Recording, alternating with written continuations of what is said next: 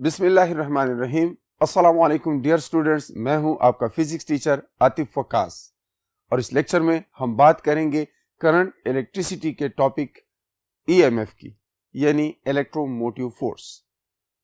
Electromotive force is work done पर unit charge.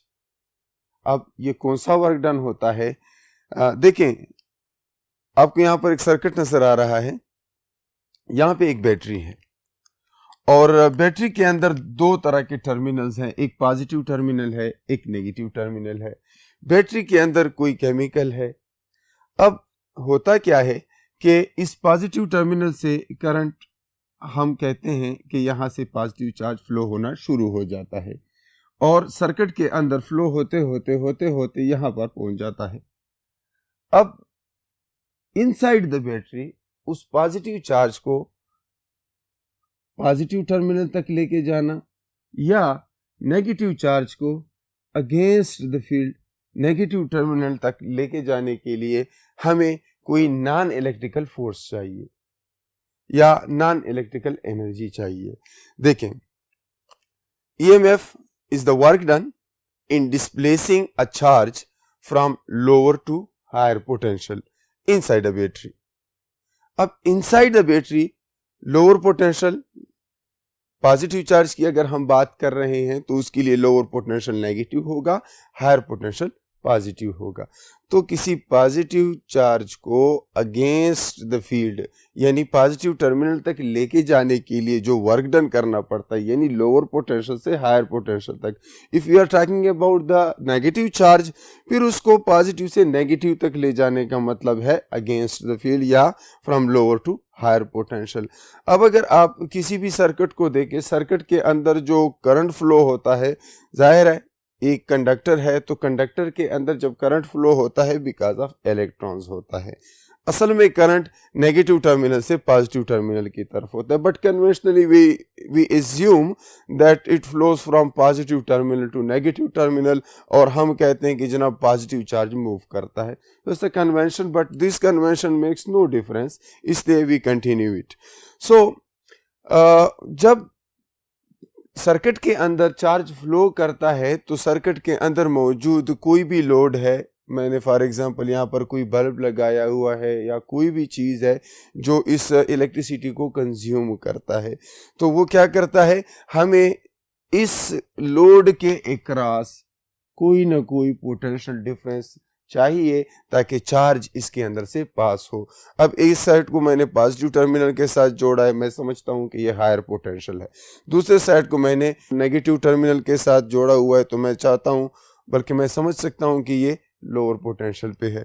अब higher potential से लोअर पोटेंशियल की तरफ करंट आई मूव करेगा। अब जब ये करंट फ्लो करेगा तो क्या होगा, यहां तक चार्ज पहुंचने के बाद इस सर्किट को कंप्लीट करने के लिए हमें कोई नॉन इलेक्ट्रिकल एनर्जी चाहिए जो इस चार्ज को यहां तक ले आए ताकि सर्किट कंप्लीट हो जाए। इनसाइड द बैटरी जो एनर्जी या जो वर्क डन उस चार्ज के ऊपर होता है कि उसको लोअर पोटेंशियल से हायर पोटेंशियल की तरफ ले जाए, उसको हम कहते हैं इलेक्ट्रोमोटिव फोर्स। नाम उसका फोर्स है लेकिन ये एक फोर्स नहीं है, ये वो एनर्जी है जो पर unit charge non electrical energy से इलेक्ट्रिकल एनर्जी में कन्वर्ट हो जाती है। तो आप ईएमएफ को यूं भी कह सकते हैं कि it is the purest voltage of a circuit. Circuit के अंदर मौजूद प्योरेस्ट वोल्टेज है।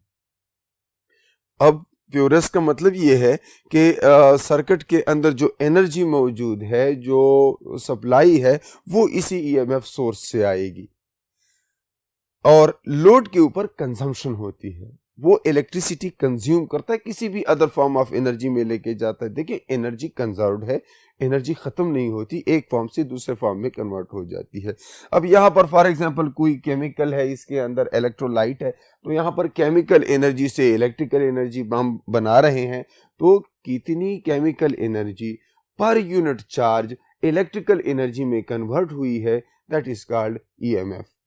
And here is the source of EMF. आपके पास सेल्स होते हैं, बैटरीज जो होती हैं, these are sources of EMF. अब जनरेटर की बात करें generator is a source of EMF, AC हो या डीसी हो।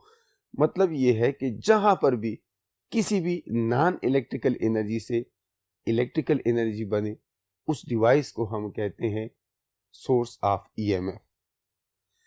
तो the conversion of non electrical energy into electrical energy per unit charge, that is called EMF.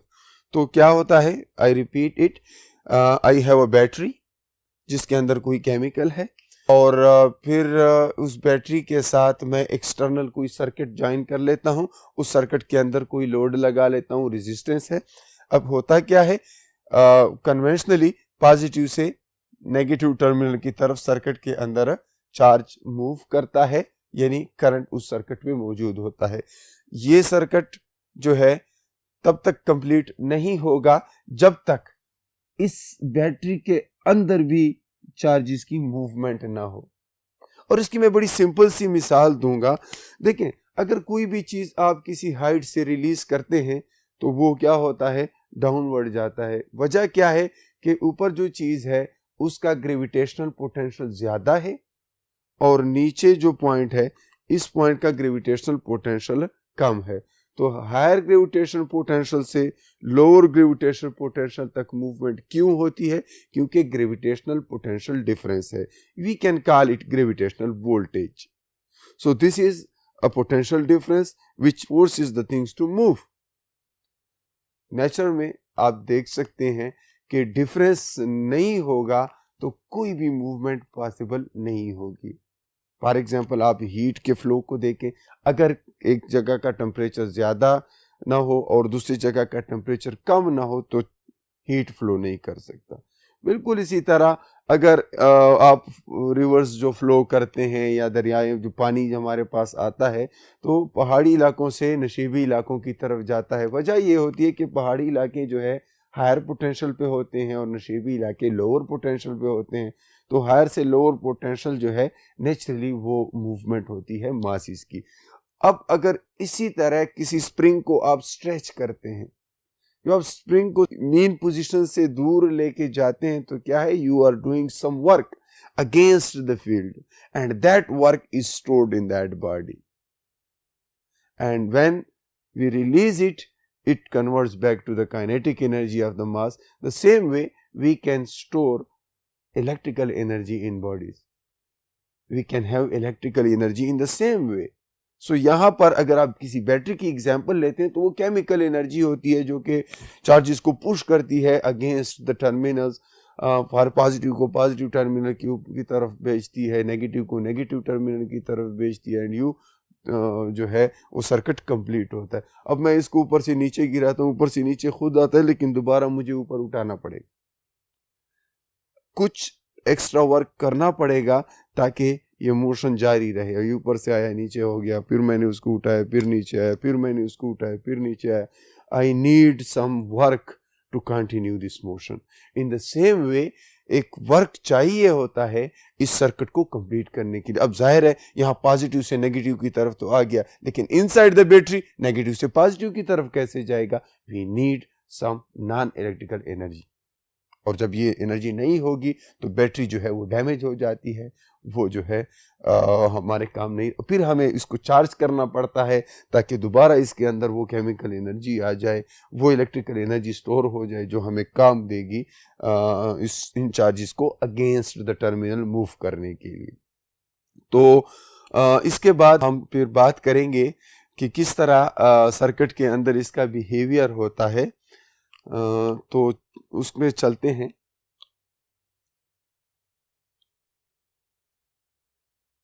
तो EMF जो है, EMF of a cell is said to be 1 volt.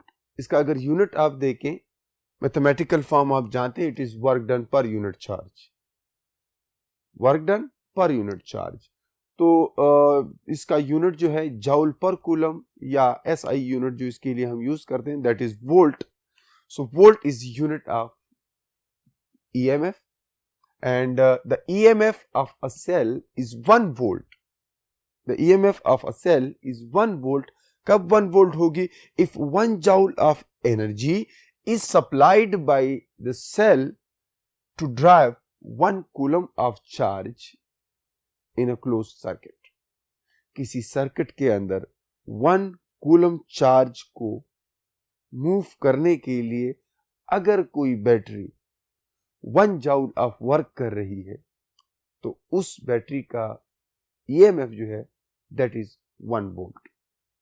1 volt is 1 joule पर coulomb.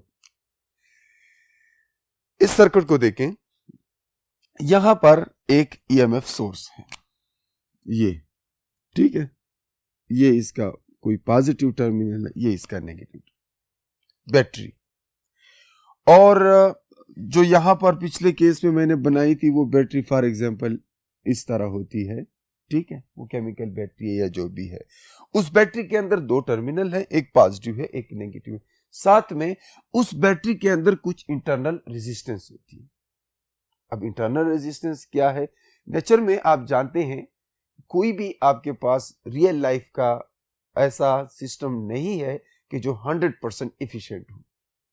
100% efficient का मतलब ये है कि जितनी एनर्जी उसके पास है वो सारी की सारी एनर्जी उसको हम इस्तेमाल कर सके. इसीलिए किसी भी बैटरी के अंदर हम ये इज्यूम करते हैं कि उसके अंदर कुछ न कुछ इंटरनल रेजिस्टेंस होती है जो क्या करती है, कुछ न कुछ उसके अंदर मौजूद एनर्जी को कंज्यूम कर देती है. और हमें बाहर जब सर्किट में मिलती है तो वो उतनी नहीं होती जितनी उसके अंदर मौजूद थी सोर्स के अंदर. तो ये ईएमएफ सोर्स है.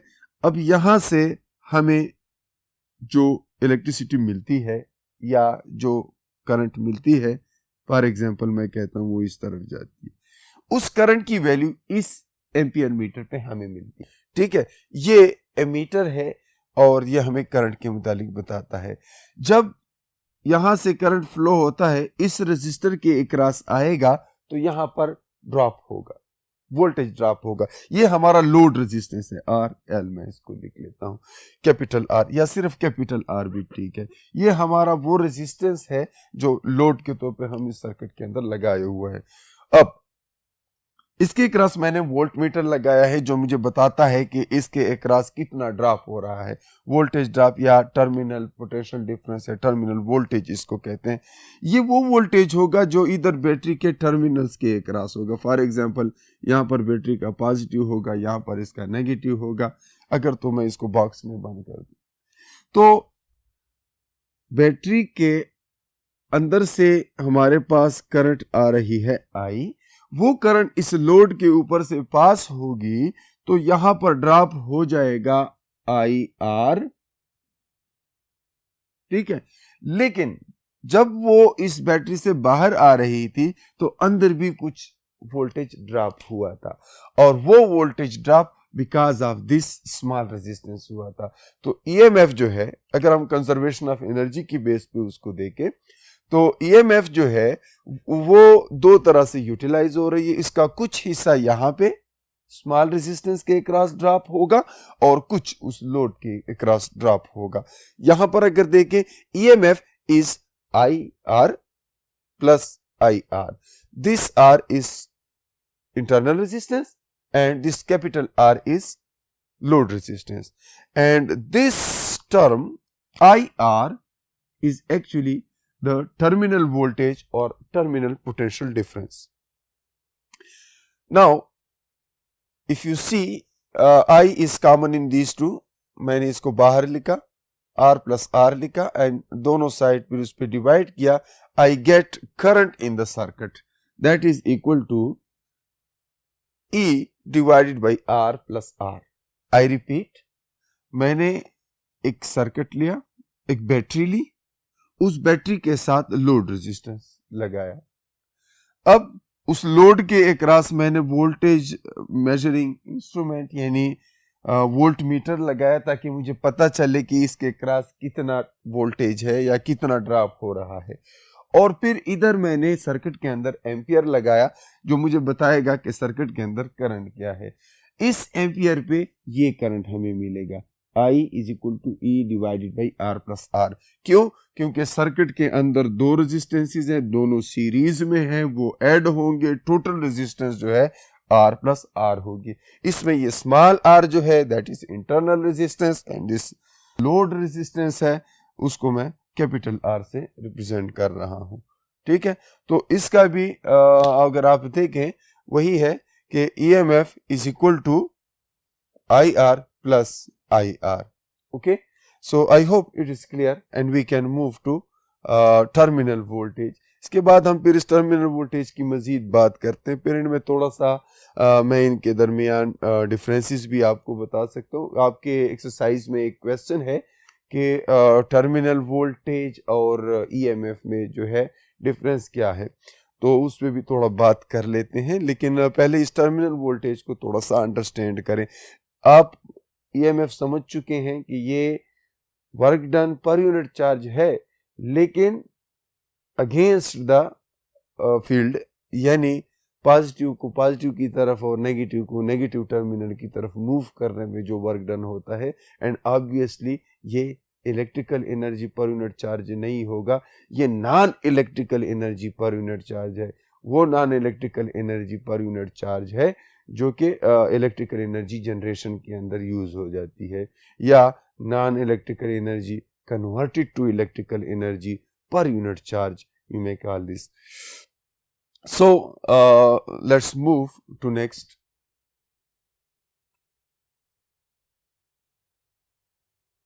Terminal voltage.